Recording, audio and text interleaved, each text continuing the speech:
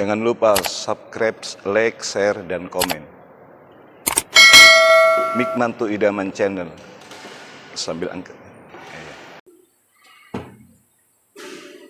Assalamualaikum warahmatullahi wabarakatuh.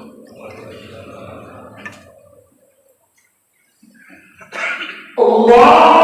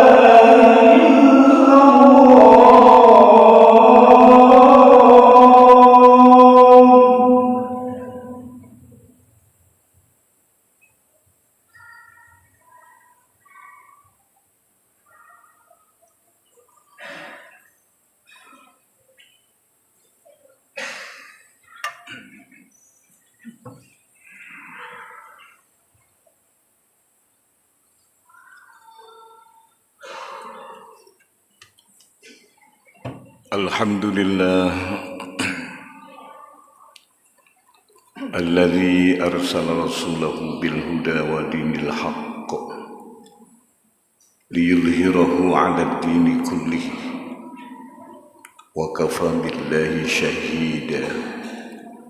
Asyhadu an la ilaha illallah wahdahu la syarika lahu la na'budu illa iyyah wa ashhadu anna Muhammadan abduhu wa rasuluhu la nabiyya ba'da. Allahumma salli ala sayyidina Muhammad ibn Abdillah wa ala alihi wa ashabihi wa man wala wa la hawla wa la quwwata illa billah. Amma ba'du, fa ya ayyuhan nas usi nafsi wa iyyakum bi taqwallah wa ta'atihi la'allakum tuflihun. Qala Allah Ta'ala أعوذ بالله من الشيطان الرجيم. يا أيها الناس كلوا مما في الأرض حلالا طيبا. الآية. صدق الله مولانا العظيم. معاشر الحاضرين,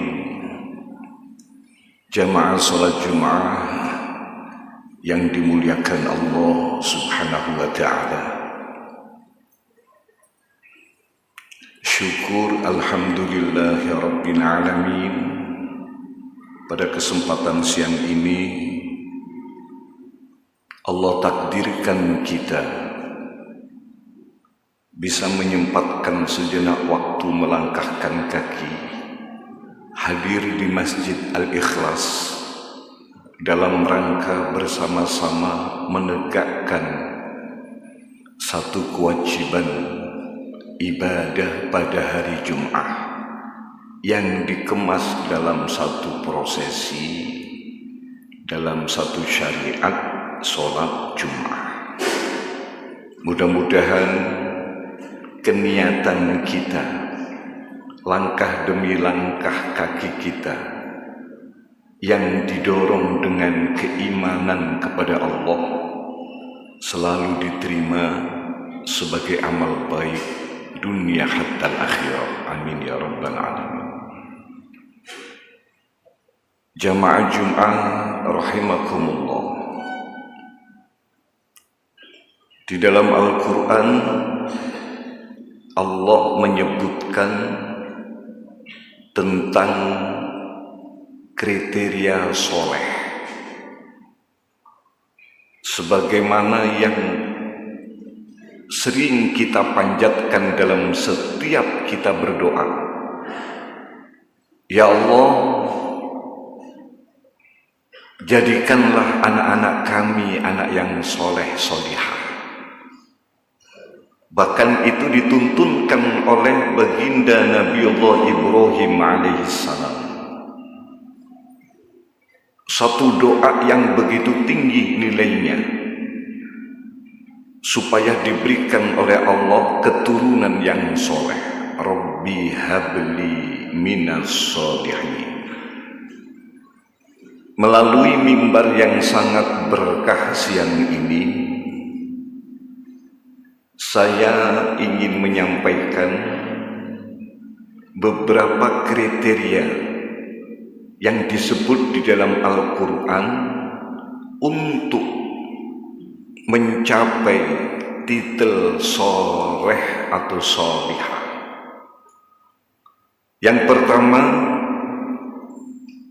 ketika kita berharap untuk mendapatkan generasi-generasi yang soleh dan solihah, atau diri kita ingin tampil sebagai sosok yang soleh,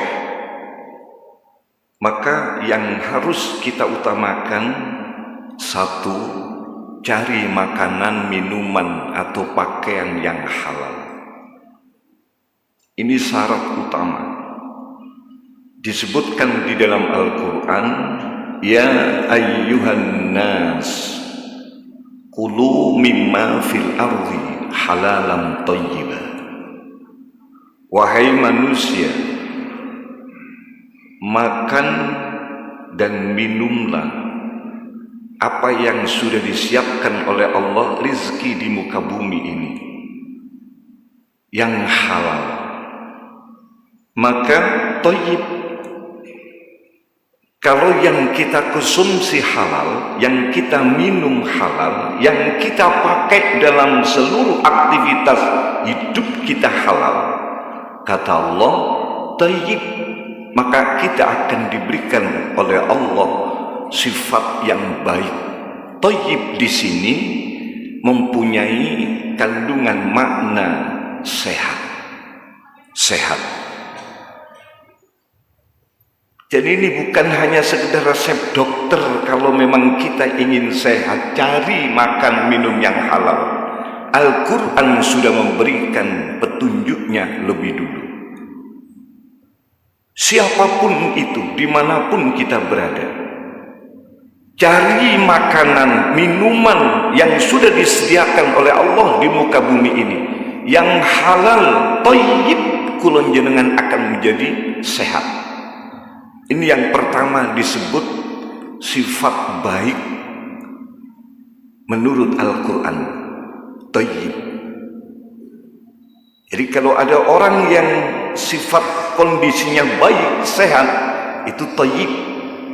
Kama qala al-Arab, kaya dene wong Arab niku nek ngomong badane apik, kaif halak ya akhi, alhamdulillah bi khair, thayyib, alhamdulillah. Ma'asyiral muslimin, jamaah salat Jumat yang dimuliakan Allah. Yang kedua, kriteria untuk mewujudkan cita-cita sholih atau sholihah itu harus ada sifat khair, namanya khair. Khair ini sifat, belum penampilan dalam aplikasi praktek, tapi sifat perangainya, bawaannya. Orang itu sudah nampak kalau itu orang baik, itu orang jelek, sudah kelihatan. Itu namanya khair dalam bahasa Al-Quran. Kuntum khaira ummatin ukhrijat linnas ta'muruna bil ma'ruf wa tanhauna 'anil munkar. Jadi yang kedua, untuk mewujudkan keinginan kita mempunyai generasi yang soleh solihah, kita tanamkan kepada anak-anak kita, kita ajarkan kepada anak-anak kita sifat yang baik, yang disebut dengan istilah khair dalam Al-Quran.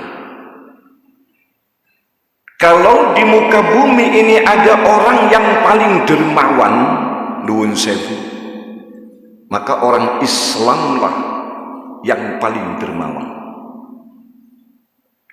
Kalau di muka bumi ini ada orang yang paling hebat, maka orang Islamlah yang terhebat di antara yang lain. Ini artinya kuntum khaira ummah.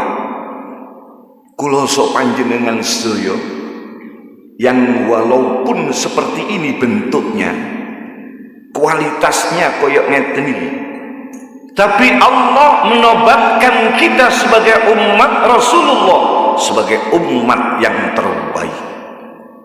Gak main-main hadirin. Andai kita bisa melaksanakan kebaikan, itu dinilai yang terbaik di antara yang lain. Boten enten sing iso ngalahno wong Islam. Kuntum khaira ummah ukhrijat linnas. Yang ketiga, kriteria untuk mewujudkan cita-cita yang sangat tinggi, yakni punya kepribadian soleh atau keturunan yang soleh solihah, maka tidak cukup hanya dengan sifat, tapi diaplikasikan dalam praktek kehidupan nyata. Disebut dalam bahasa Al-Quran namanya ma'ruf. Ma'ruf itu akar katanya arafah.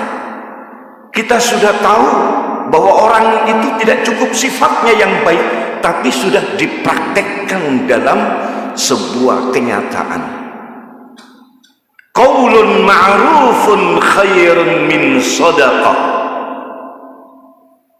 yatsba'uha adza.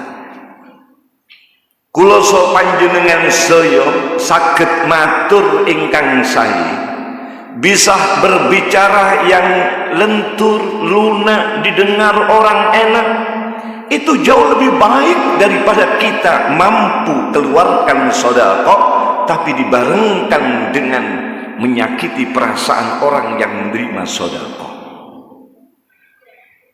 Ini artinya sifat yang ketiga yang mengantarkan kita menjadi baik atau menjadi soleh, ma'ruf. Boten cukup sifat itu, tapi dipraktekno dalam kondisi kehidupan sehari-hari. Ma'ruf sudah nampak, sudah kelihatan orang itu. Buktinya jamaah 5 waktu istiqomah. Sudah baik orang itu, buktinya suka menghadiri majelis ta'lim. Sudah ada action di dalam kepribadiannya. Yang keempat, nuwun sewu hadirin, Semua amal ibadah yang sudah diberikan kesempatan oleh Allah untuk kita tampilkan dalam praktek kehidupan yang nyata, tidak akan ada bisa memberikan pengaruh boten sakit maringi nilai-nilai positif nang kepribadian kita apabila di dalam setiap praktek ibadah itu bersama kita tampilkan Tuhan dalam kepribadian kita. Apa maksudnya menampilkan Allah dalam kepribadian kita? Disebut namanya ihsan. Sifat yang keempat di dalam Al-Quran untuk mewujudkan satu cita-cita, keinginan menjadi kepribadian yang soleh, solihah, atau anak-anak yang soleh dan solihah. Ihsan. Seakan-akan setiap kali kula panjenengan ngelakoni ibadah napa mawon bentuke, Allah itu hadir dalam kehidupan kita waktu ibadah. Satu contoh, kita bisa membaca Al-Quran. Al-Quran yang kita lantunkan itu didorong dengan satu keyakinan bahwa kemampuan lisan untuk melantunkan Al-Quran itu karena ditolong oleh Allah. Anta'budallah ka'annan tara fa illam takun tara ka'annahu yara. Kula jenengan ngibadah nang ngarsane Gusti Allah Ta'ala koyok-koyok kula jenengan niki dipirsani pangeran. Lamun mboten ngoten koyok-koyok kula jenengan mirsani Gusti Allah Ta'ala. Itu namanya menghadirkan Allah dalam kehidupan kita, utamanya waktu ibadah. Kalau bahasanya Syekh Tajuddin Ibnu Athaillah As-Sakandari wonten sarahikan hudurul qalbi wa sukunul jawarih. Atine hadir, awake tenang. Ngibadah niku atine hadir. Maksudnya hadir bagaimana? Gerak langkah ucapan setiap kita melakukan aktivitas ibadah niku enten kesinambungan koyok-koyok Gusti Allah Ta'ala niku ningali kita yang memberi kekuatan kita dan seterusnya. Di kulon jenengan saged ngadeg mergo ditulungi pangeran iso ngadeg. Kita bisa ruku, kita bisa i'tidal, kita bisa sujud dan seterusnya. Kita bisa beraktivitas macam-macam mergo ditulungi pangeran. Itu namanya ihsan. Sifat yang keempat disebutkan di dalam Al-Quran untuk membuktikan kesolehan kula panjenengan sedaya wonten ngarsane Gusti Allah Ta'ala. Baru kalau empat sifat ini terkumpul, terakumulasi menjadi satu, thayyib, badannya sehat, sifatnya baik, dibuktikan dengan amal perbuatan yang baik, dihadirkan Allah dalam setiap langkah ketika kita beramal, maka disitulah kita akan mendapatkan yang namanya titel solih. Solih atau solihah, penggabungan antara satu sifat dengan sifat yang lain, termasuk mulai dari thayyib, khair, kemudian ma'ruf dan ihsan, baru itu namanya disebut solih. Sebagaimana doa yang senantiasa kita panjatkan untuk anak-anak kita. Sekelumit ma'asyiral hadirin, khutbah Jumat yang kami sampaikan mudah-mudahan ada guna dan manfaat. A'udzubillahi minasyaitonirrajim. Wal asri innal insana lafi khusrin illa alladhina amanu wa 'amilus solihati wa tawassaw bil haqqi wa tawassaw bis sabri. Barakallahu li wa lakum fil Qur'anil 'azim wa nafa'ana wa iyyakum bima fihi minal ayati wa dzikril hakim wa taqabbala minkum tilawata innahu wal barrur rahim. Allahumma shalli ala sayyidina Muhammad wa ala sayyidina Muhammad.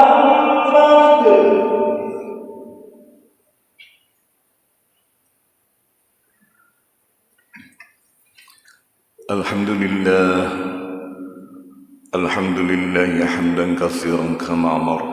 Asyhadu an la ilaha illallah wahdahu la syarika lah, irghaman liman jahada bihi wa kafar.